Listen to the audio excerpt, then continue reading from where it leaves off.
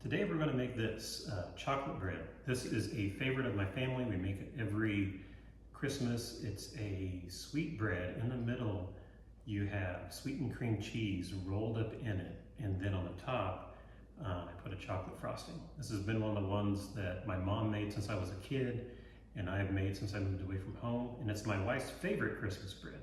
It's one that she likes most if we put it in the refrigerator and it gets real cold, and she says it tastes like a 14-inch chocolate eclair. So watch as we make chocolate bread. Let's make our dough. So what we're going to start off with is, in here I have 130 grams of milk, and I've warmed it up a little bit because we want our yeast to have some warm water to work in. Into this, I'm going to add 130 grams of very warm tap water. Typically, I do not like to add warm tap water. This is kind of the exception because I'm going to add sugar, and the sugar is going to cool it off. So we want to add warm tap water.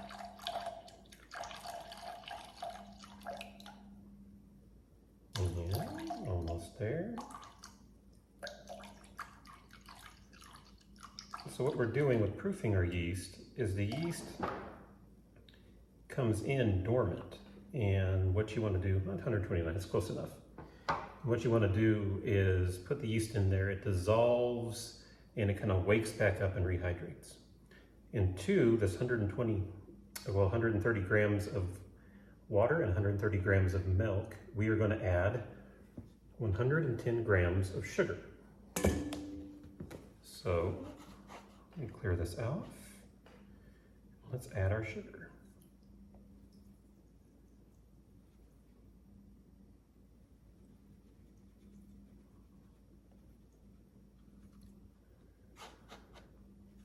And the reason you add your sugar into your liquid when you proof your yeast is the yeast needs something to eat, and the yeast eats sugars.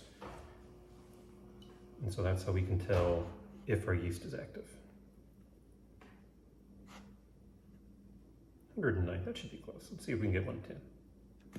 Oh, 111, I overshot.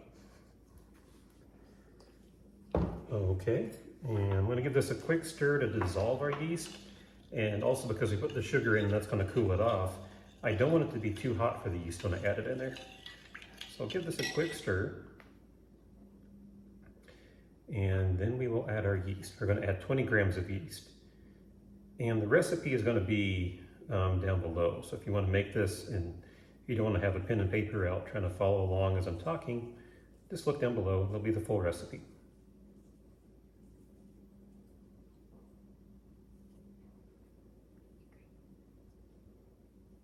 Oh, there it goes.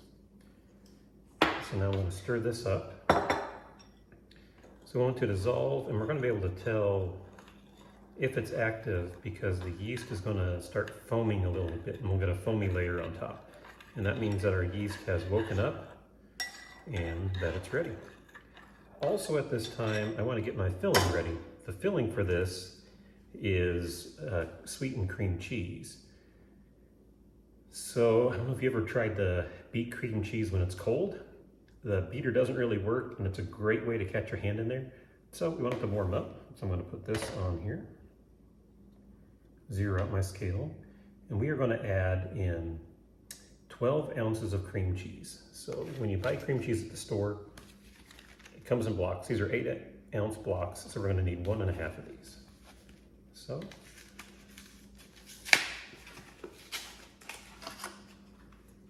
we'll add this in, and I'll start with my half.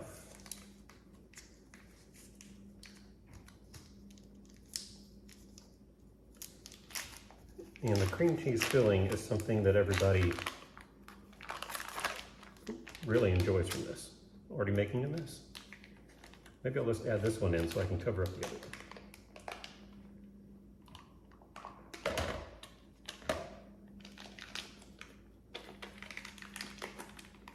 I know I zeroed the scale and I'm switching from grams to ounces, but when you buy your cream cheese, it comes in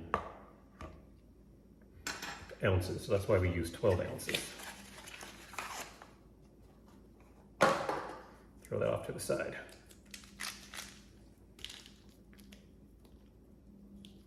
And I'll see if I can open this up without tearing it.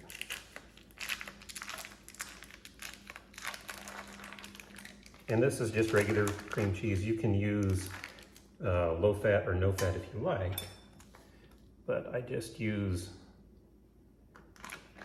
regular because I'm pretty sure Christmas calories don't count. Or I hope they don't.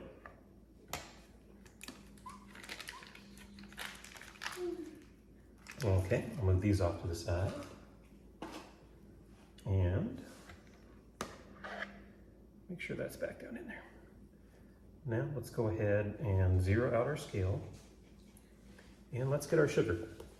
Because to this we're going to add 80 grams of sugar. And while I have the sugar out, I might as well add it in, then it just saves me pulling everything back out later.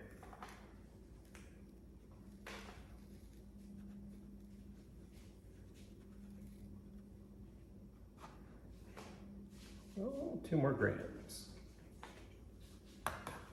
Okay. I'll move the sugar off to the side. I'll go ahead and give my yeast another little stir. I can see it starting to dissolve.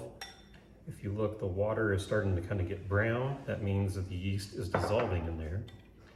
And with milk in there, the milk kind of stops the yeast from being as effective, which is why we have a little bit more yeast than what I'd use in some other breads. So we might not get as much foam as we normally get, but it will start to foam up a little bit, and that's dissolving nicely. So let's work on our bread dough. And if you don't have a mixer, you can still do this, but what you're going to want to do is I'm going to start off with 600 grams of flour. And in your bowl, rather than add the full 600, I would add about 200 grams of flour, then the rest of my ingredients. And then I would start stirring and keep adding flour until I can't stir anymore, and then I'd knead in the rest of the flour. Thankfully I have a mixer, because that actually does tire out your arms doing that. And we'll zero this out. And I will bring in my bread flour, and we're going to add 600 grams of bread flour. And the reason I like to use grams in a scale is because when you're measuring, people measure different ways, and even if you measure it exactly the same way, surprisingly, measuring cups hold slightly different amounts, and it's really hard to duplicate what you do with a different measuring cup that might be measuring slightly differently. But with a scale, you're guaranteed to always have the same amount. And that's close enough. And now to my flour, I am going to add salt. I'm going to add 11 grams of salt. Clear this out.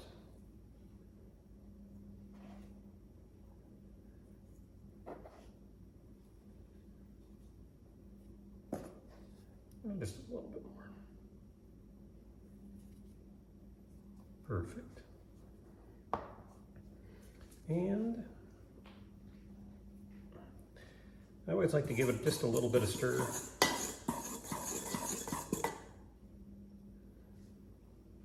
We also are going to add in some eggs. We're going to add in 2 eggs.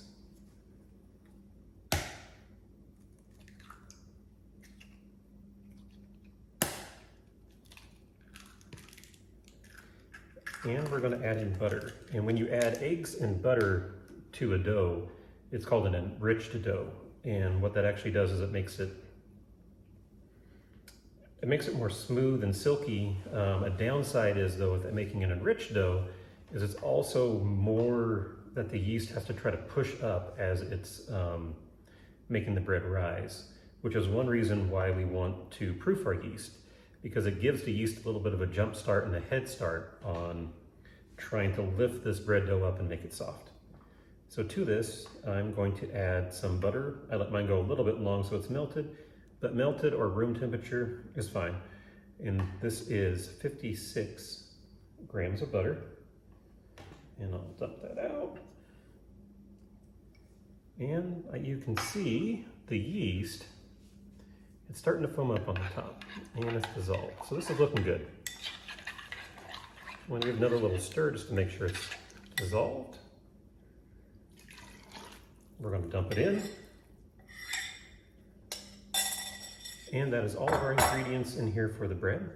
I can now mix it. And what I'm going to do is I'm going to let it mix until it kind of looks a little shaggy and rough. Then I'm going to mix it an additional 2 minutes more. And I'll show you what it looks like as shaggy and rough. If you're doing this by hand, you're going to want to hand knead it for about, probably 8 to 10 minutes, depending on how fast you knead. But let's add this in. I'll show you what it looks like when it's shaggy, and I'll show you what the dough looks like when we pull it out. So, pop this on my mixer.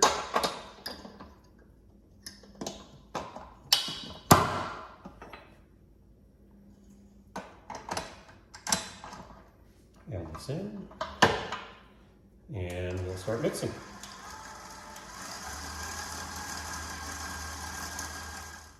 So this is what I would call kind of a shaggy stage. The dough has just come together, all the flour is kind of incorporated, but it still looks pretty rough. So at this point, what I will do is I will let the dough mix for another 2 minutes on the mixer on medium speed, and then it will be ready to dump out. I'll check the consistency, I'll oil the bowl, and we'll move on to the next step.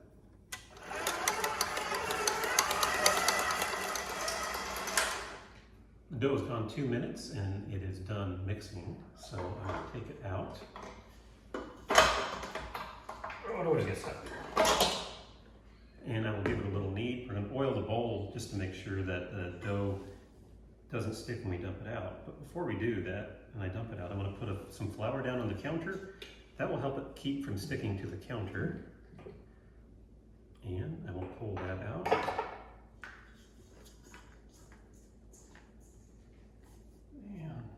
Dump that out. You can see the dough is kind of stuck in there, which is fine as we're making it. But when we dump it out again, and it's risen up, it'll be risen to about right around here.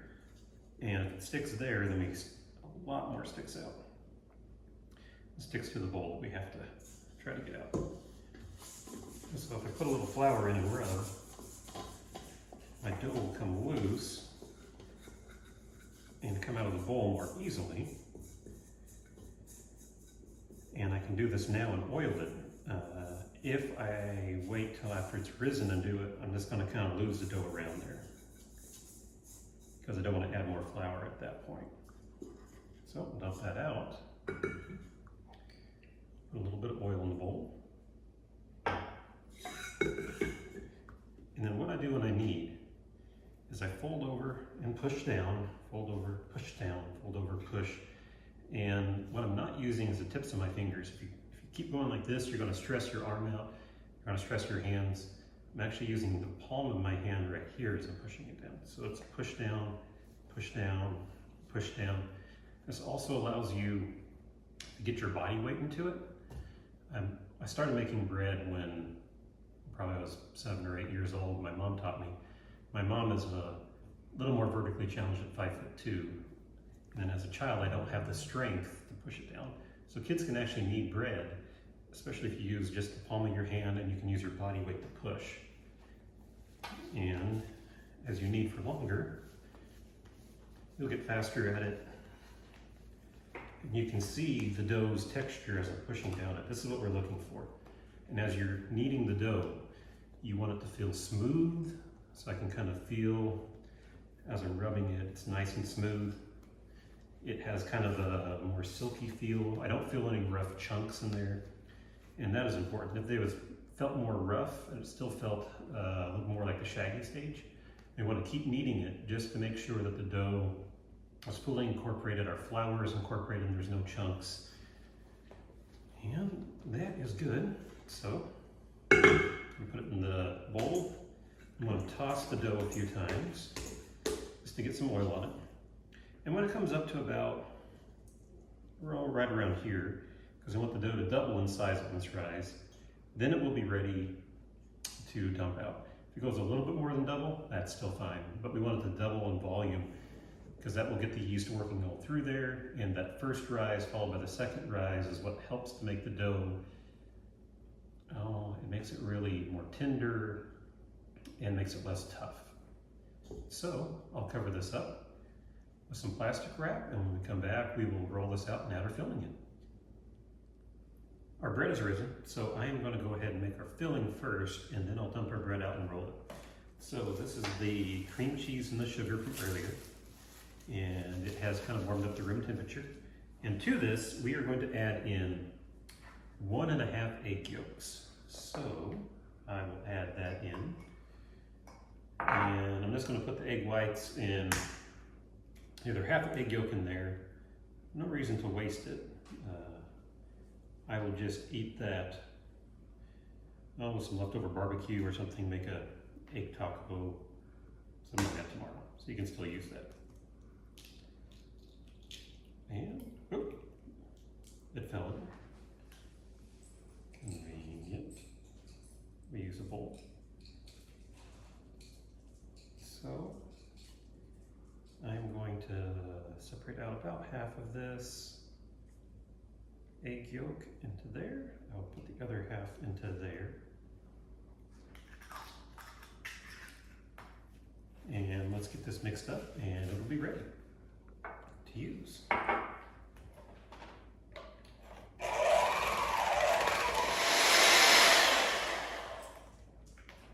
So like that, we have our cream cheese filling all mixed up, and now I'll clear this out of the way and we will roll our dough out. All right, let's roll the dough out. So our dough has risen. So what we want to do is flour our counter real quick. And the flouring just kind of helps the dough not to stick. And a little more flour. And you can see oiling the bowl, it came right out. Oh, bless you, Caleb. Caleb's in the background sneezing. So I'm now going to do what's called punching the dough down or knocking it back. Trying to knock the air bubbles out of it, and so it will re-rise and it'll make kind of a softer dough. So really all I'm doing is I'm just kneading it again, and by kneading it, it just pushes the air out. And chocolate bread makes 2 loaves, so because it makes 2 loaves, I need to divide this dough in half, and looks like about half. Yep, that's about half. Then we're going to roll this out into a rectangle that is 14 inches long, 10 inches wide. And I'm going to make the 14 inch this way because we're going to make it into a log. And I want to roll it up towards me. So I want the 14 inch this way. Because by doing that, I can roll it towards me and it's easier to put on a pan. If I had the 14 this way, then I have to roll this way. So that is why I'm doing that. And I'll pull my tape measure out as kind of a reference. So 14 inches by 10 inches. And we'll get this rolled out.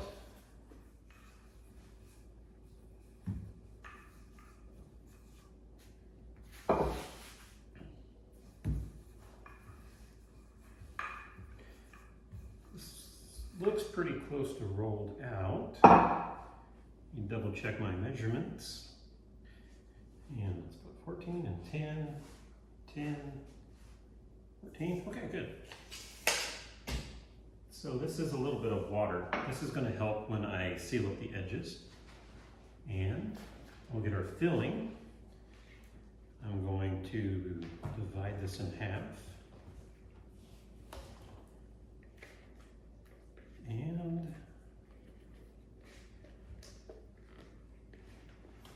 get this spread on the dough. Wipe that off. Okay, so what we're going to do is spread this out evenly on the dough, and then we will come back and roll it up. All right, that looks pretty well covered on the top. So I'm going to spray pan so it'll be ready when I need it.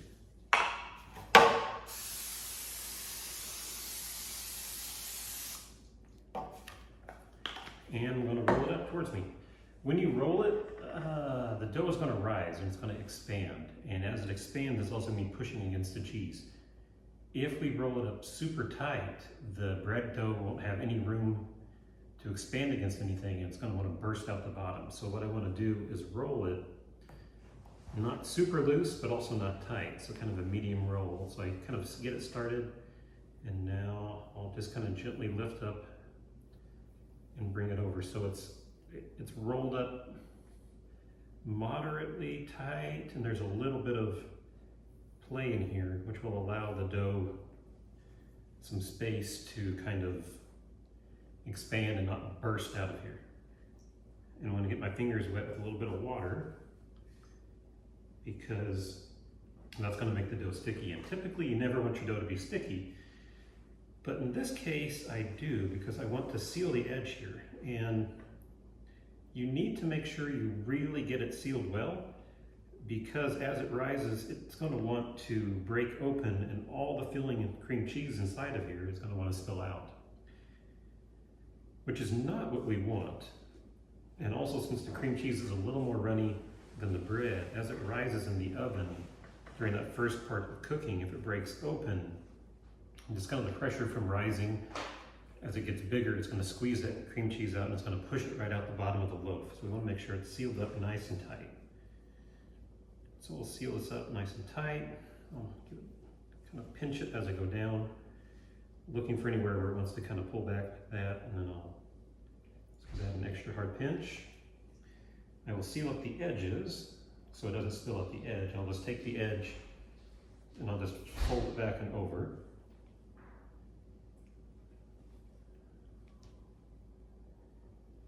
And I'll take that edge and I'll fold it over.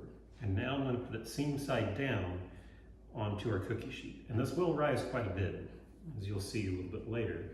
So I want to put it closer to the edge of the cookie sheet to prevent the two loaves from rising and squishing together. Because if it does that, it will, kind of cook together, and then as you separate it, when you take it off of the cookie sheet and put it on the cookie rack, you can kind of break it open, and it also doesn't make as pretty of a loaf if they've touched, because you can still kind of see the sides. We're going to cover the top in chocolate frosting, but the side will still be visible. So I will roll this one up, and we will put it on the cookie sheet. Okay, now we're going to roll it, put it seam side down. The seam side is on the pan. Adjust it so we have kind of an equal distance away from the edges here, so when it expands out, it won't hit the edge. And you can see I've kept it away from the edges here. We have a lot of room in the middle. So now I will spray the top so it doesn't really, I don't want it to stick. Plastic wrap. We'll cover it with plastic wrap. And we're going to let it rise until double, then we'll put it in the oven. But I always forget this, and I did it on the last video too. But before I forget, I want to turn the oven on, and we're going to cook it at 350 degrees. So I'll turn the oven on now, and that way when this rises all the way, we'll be ready to put in the oven. All right, our bread is risen. So I'm going to uncover it, and then we're going to slice the top halfway down in 1-inch spaces, and we'll put it in the oven. So I'm going to grab the kitchen shears, and I will show you what I mean by slicing it. So take them. I'm going to cut about halfway down into the loaf. I'm going to cut at 1-inch increments. And what this is going to do is it's going to allow for, as the bread rises, it won't burst out the bottom. It also makes a nice little cut so you know where to slice it after the bread is done. But these slices do a lot to help the bread not to burst open as it's cooking too, which is why you want to go halfway down. And as you can see from how the bread is risen a little bit differently, this one's a little skinnier, this one's fatter. That's me not rolling it out exactly flat into the same thickness. So that's what happens when that happens.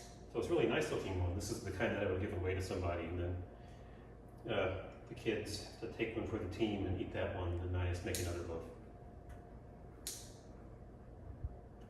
Okay. So we just about have these all cut out into 1-inch strips. And you can see at the top it's a little pointed at some of these. If we put it in the oven like this part will kind of brown and cook a little bit too much. So very lightly, I'm going to tap the top, just pull those tips down. And now we will put it in the oven. Now put it in the mixer.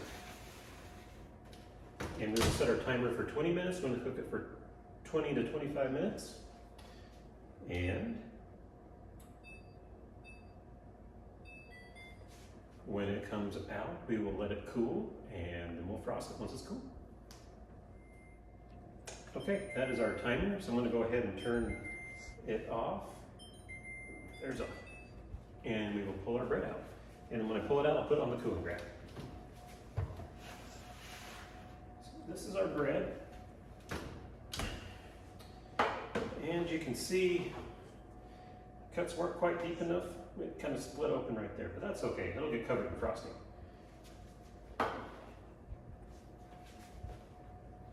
And I'll use 2 spatulas.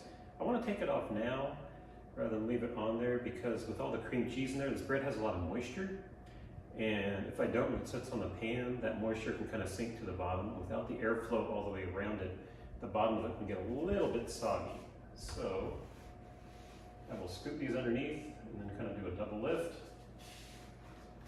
and put on here. And then I'll turn this around and make it easier for me.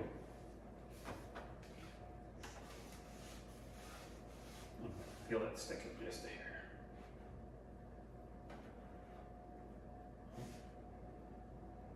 Go put it down here. And when this is cool, I'm going to make some chocolate frosting to put on top. And then it'll be ready. Okay, our bread is cool and we're ready to frost.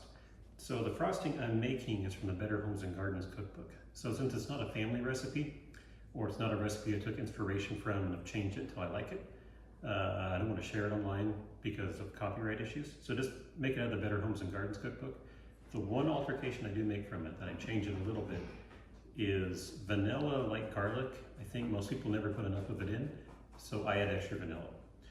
And also in here we have milk, butter, vanilla, powdered sugar, and cocoa powder. And the cocoa powder I like to use is the Dutch cocoa powder. So your regular cocoa powder, it has just a good chocolate flavor. Think of like a Hershey's bar. It's chocolate, but it's more just a stronger plain Jane flavor. The Dutch chocolate, I find it's a little bit more smooth. It has a more rich feel to it. And if you want to change it up too, you can also put in just a small amount, only a pinch of instant coffee. And what that does, you don't taste coffee, it actually just amplifies a chocolate flavor. But I didn't do it on this one, so I'll just mix this up. We'll mix it to a spreadable consistency, and then we'll frost our loaves. You can see this hasn't taken really long to make your own frosting. And the frosting you make is way better than something you're going to buy from a can at the store. The other benefit is, if you make it yourself, you know all the ingredients and you can pronounce all of the ingredients. You can pronounce vanilla, powdered sugar, there's no odd other things. But partway through when I make it, this is pretty close, it's a little thick though. But partway through the mixing, I'm going to scrape the sides. And what that does is that's going to mix in any powdered sugar, or anything thrown around the edge from the mixer. And I can tell, you can see from this, it's pretty thick. It needs a little bit more milk. So I'll add just a splash of milk. And you want to just add a little bit at a time because you can always add more. It's really hard to try to recover the consistency if you put too much milk in and it gets too liquidy. So, use the beaters to kind of scrape off my spatula.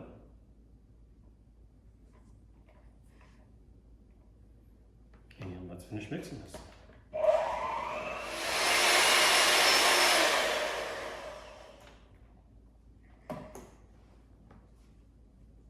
Oh wait, I like that a lot better. So what I will do is I will just mix it, and before I do, you can see this loaf here, it kind of split open a little bit. What that's an indication of is I did not let this rise enough before I put it in the oven. So it tried to rise too much in the oven and it broke. So this one is on me. You can see that I make errors and mistakes too. And I will use all of this frosting to frost the loaves. And if you want to cover it and put it in the fridge, because as I said earlier, my wife really likes this cold. She thinks it tastes like an eclair when it's cold. And I don't know if I've had an eclair. I should probably make one so I can see what eclairs taste like. But that's her favorite way to eat it. And if you're going to wrap it up and cover it, you want to leave it on the counter for at least kind of a couple hours so the frosting on top can dry and get a little bit of a skin on it. Otherwise, when you wrap it in plastic wrap or aluminum foil or whatever you wrap it in, it's going to stick to that, and when you try to unwrap it, you're going to lose half your frosting, which is a very sad thing to have happen. But I will frost these, and you'll see what it looks like after frosting. Oh, got a little bump there. There we go. Lots of chocolate bread all finished, and I hope you make it. I hope you enjoy it as much as my family this holiday season.